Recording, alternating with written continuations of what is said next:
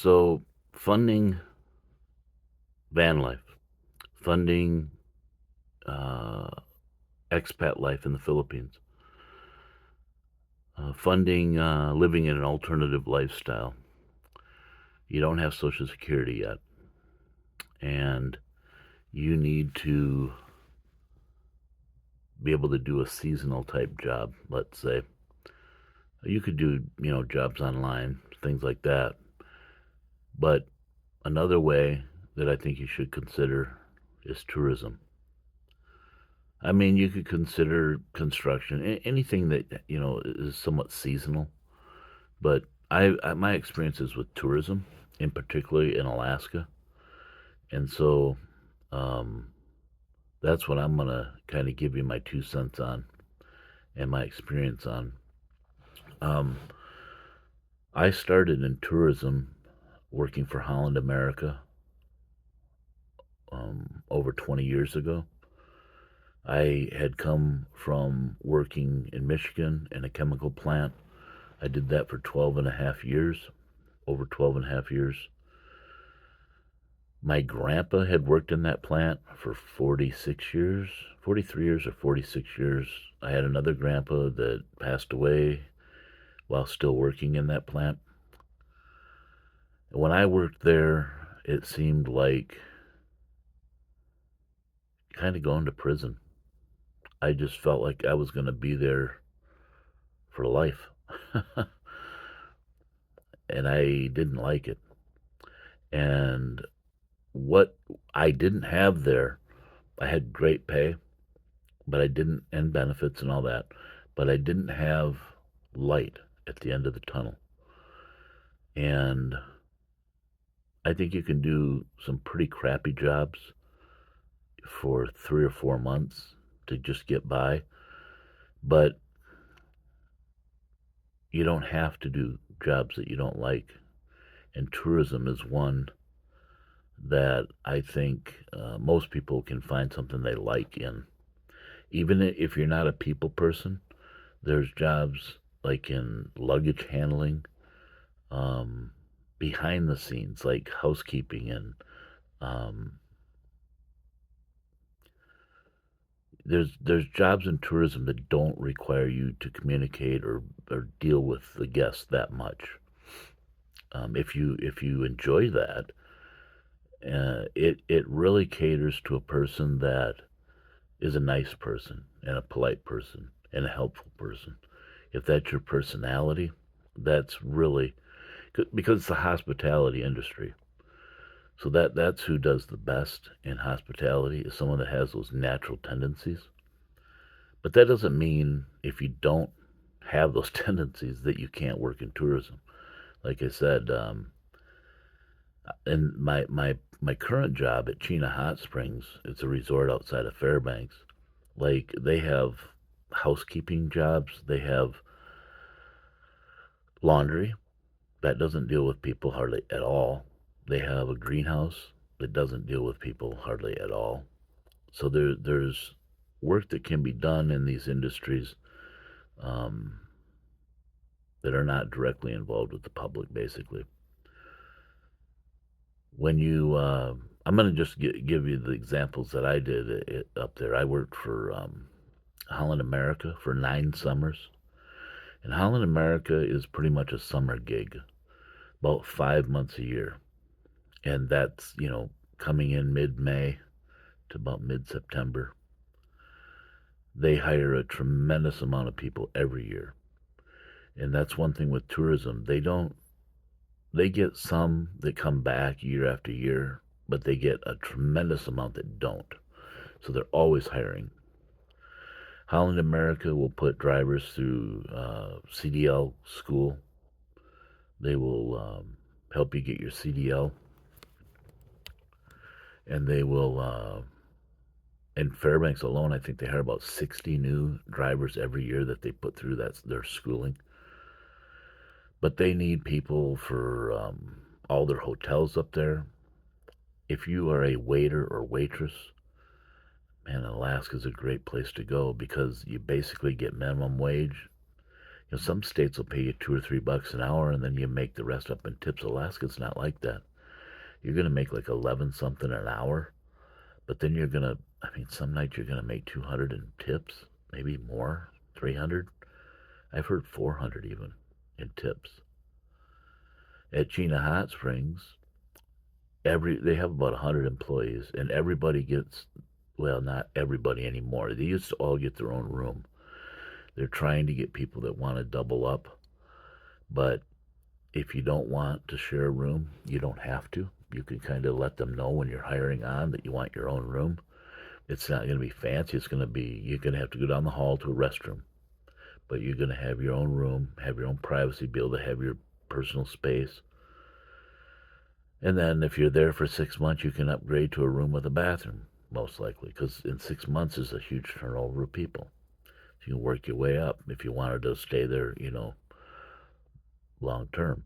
Chena Hot Springs is open every day of the year. They'll hire you for, every day of the year as long as you want to be up there. When you hire on, they'll ask you straight up, can you work 6 days a week?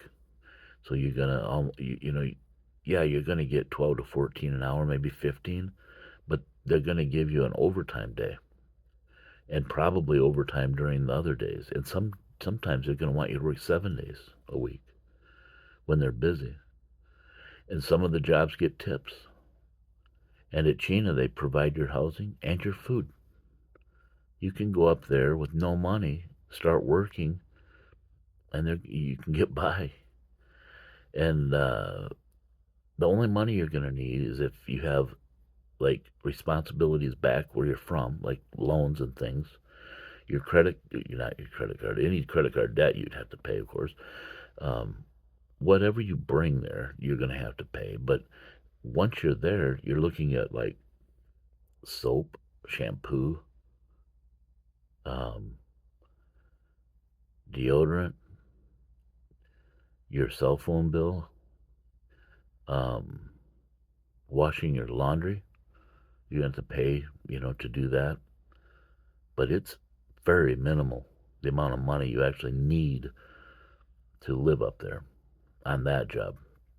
So pretty much what you make can go to paying off debt, can go to your bank account.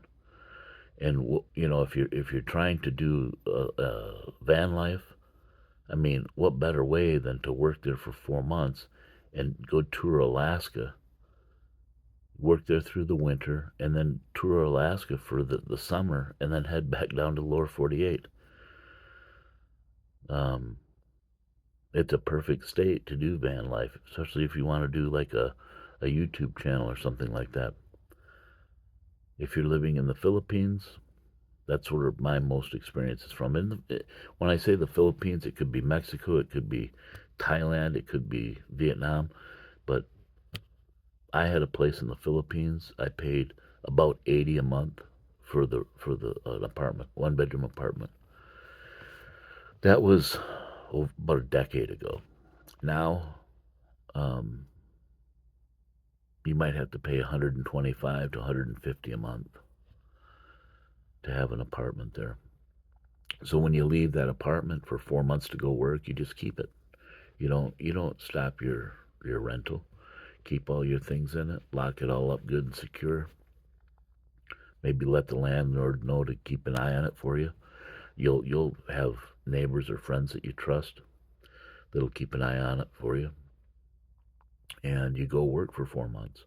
And anybody can do this. Anybody, if you don't have major debt where you need a lot of money to pay your debt, anybody can be an expat somewhere.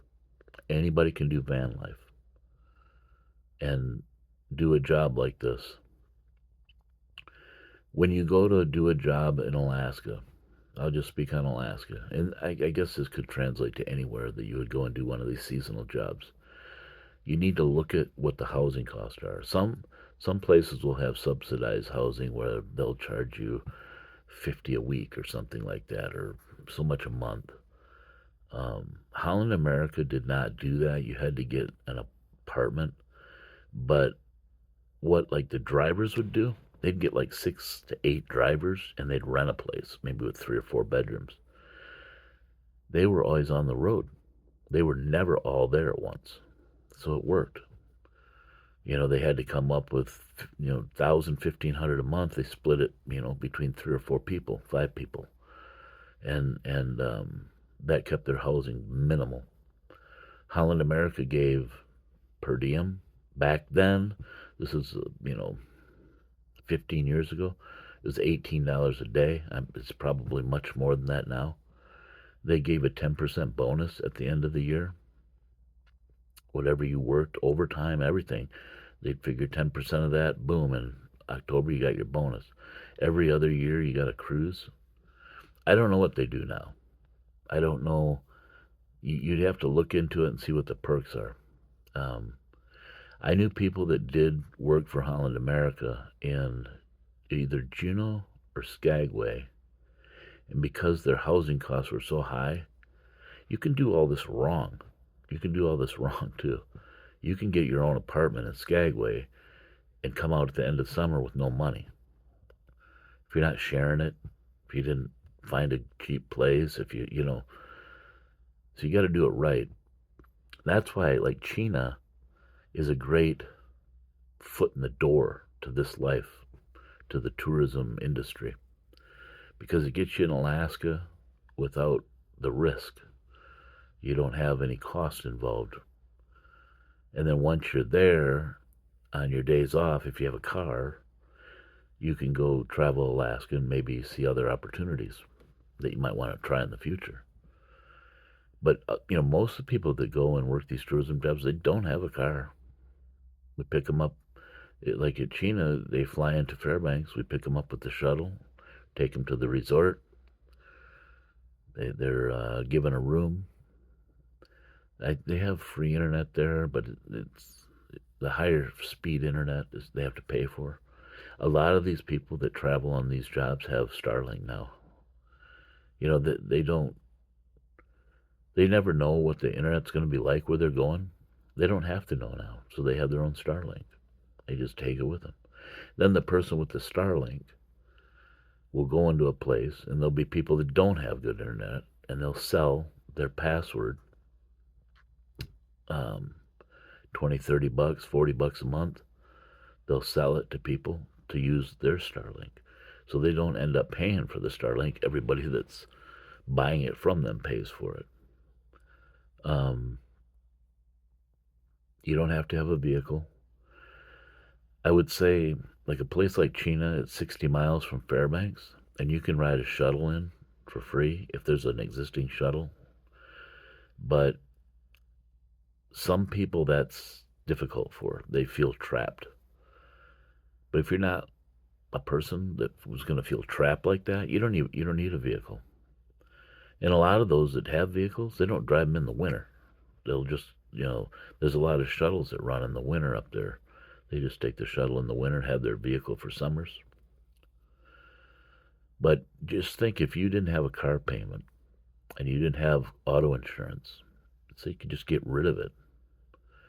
If you've got a van, if you're doing van life, say you put it in storage for 4 months. That can cut your normal cost way down. If you're living overseas and just shut your place down, come to Alaska for 4 months. Start with China, look at other places. If you want to work at China in the winter, it's the busiest, but they're there every day of the year. Don't go in the spring, because even if, they'll give you something to do, but that's not when you're going to get the overtime. It's not when you're going to get the tips. The summers, you get some. Summers are, let's say middle of summer at China, you're running 50 to 60%. And in the winter, you're running 90 to 100% full. And it's crazy.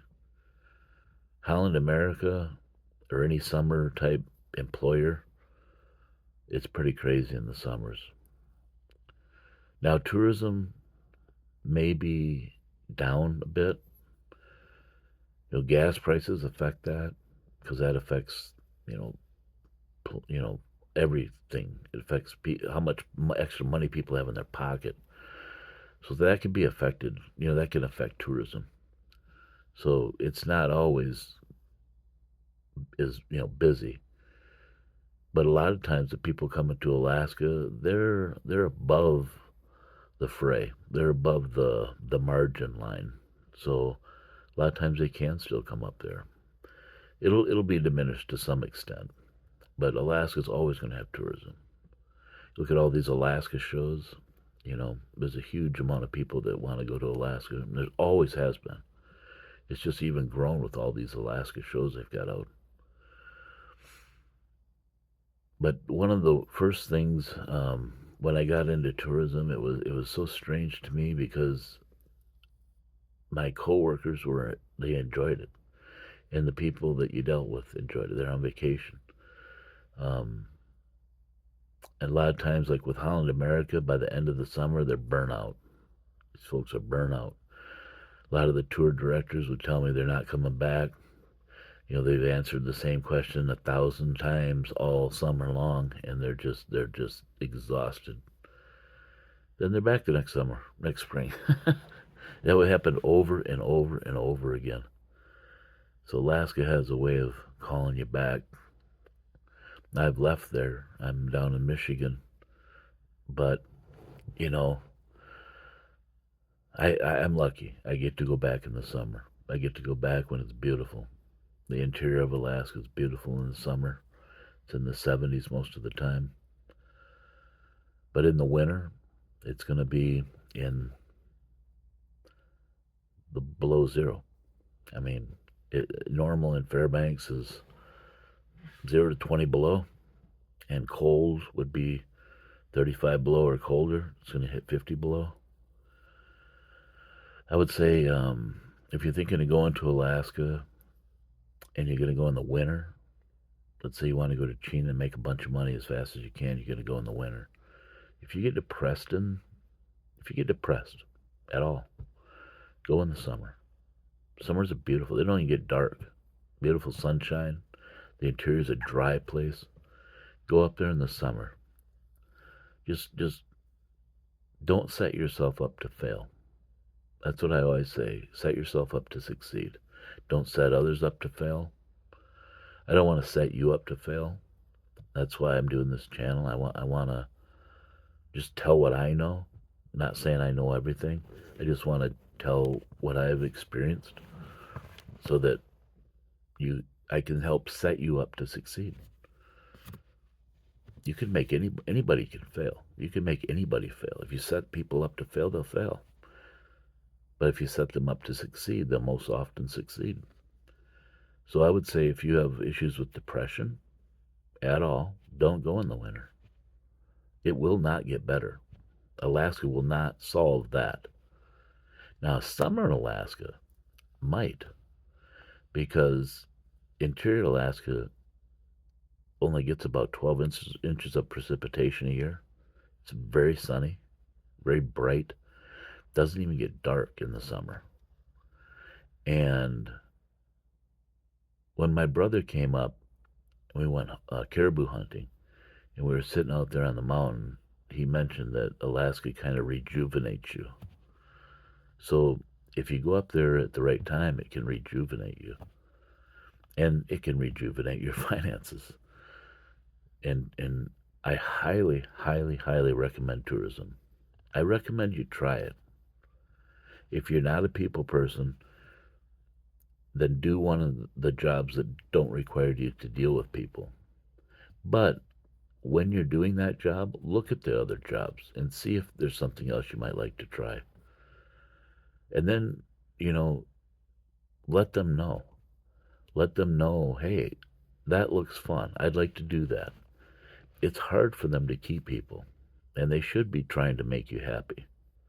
They should be, letting you go and try different jobs that you think you might excel at. If you want to work your way up in some of these companies, Holland America, the people at the top used to be the people at the bottom. They promote from within. I knew people at China that were promoted to managers in 6 months because they were the most experienced in that department. 100 people work at China, but they might go through 200 a year or more because of the turnover. When I go back, I'm going to have 13 years this August. They've been counting my time off, like, because I continually come back and I plan to come back. There's going to be 2 people at that resort with more time than me. And the one guy has just 1 year more than me.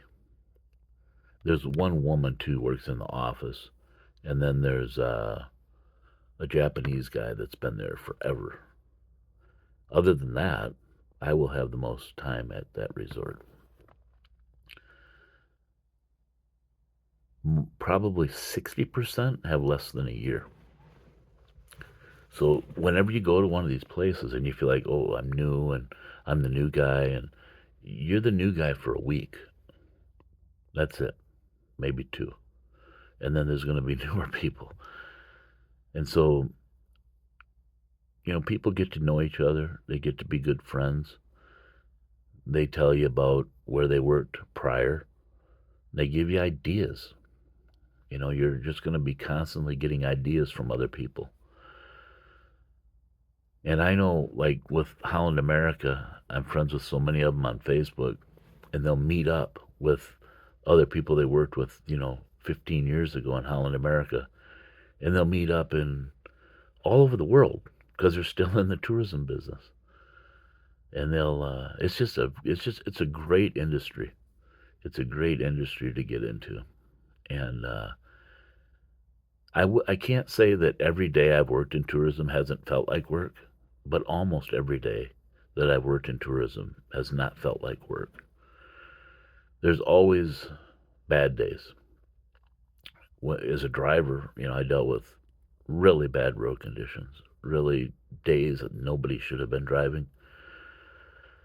But, with tourism, people are coming in from all around the world, and, things don't stop.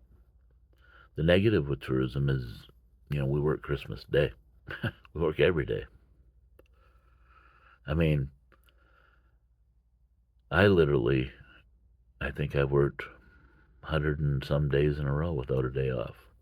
If you want to work, if you're a good worker and you don't make a lot of mistakes, you show up on time and you want to work, there's work to be had. And you can always go back. You can always come and go from these places because they're filling the jobs anyways. They'd rather fill it with what they know, someone they know, than someone they don't know. If you worked for them and you showed up and you tried and you did a good job and you were nice and kind to people, you're going to get rehired and you're going to get to go up again and do it again. And you can do it for as long as you want. Now at Holland, America, it's limited. And when I say Holland, I mean like Princess and any of these cruise companies that go up there. That's summer. That's just a summer gig. But then a place like China, that's year round. There's another place called Borealis Base Camp. They're always hiring. That's more of a winter only. Some of these places that are winter only are, the reason is they're aurora viewing areas, and they're set up for aurora tours or sled dog tours, things like that. That's the winter gigs up there. The summer gigs are much more variable. Denali National Park's open in the summer, and all the people in the RVs come up in the summer. People drive up in the summer, but a lot fly in too. There's a lot of driving jobs in Alaska. A lot of hotel work in Alaska, things like that. So, but the biggest money, probably the biggest money, if you're in the right restaurant, is going to be a waiter and waitress. It's hard work. At China, you're dealing with people that English is not their first language, so that can be challenging. But it can also be very rewarding. So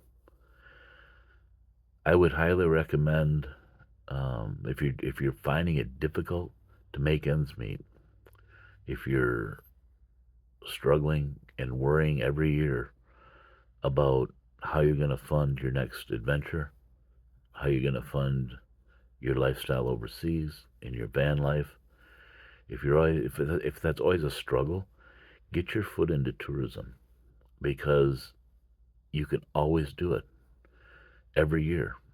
You can go back and do the same thing. You can adjust to a slightly different job, but you can always do it once your foot's in the door. It solves the financial problem, um, and it's fun. That's my advice to everybody. If you're getting anything from these videos, I hope you'll subscribe and hit the like button. Um, I'm just trying to help people by passing on some of the things that I've learned. I don't pretend to know everything, but as a driver, I spend a lot of time thinking. Um, and as a person that's worked in tourism, I've constantly been sharing what I know about Alaska, and I enjoy it. I enjoy sharing those things with people, and this is just an extension of that, I guess. I enjoy sharing some of the things that I've learned about this industry, about living a minimalistic lifestyle. And so that's why I started this channel. I'm hoping to continue it and to grow it. And hopefully I'll see some of you up in Alaska working in tourism. Y'all take care. God bless.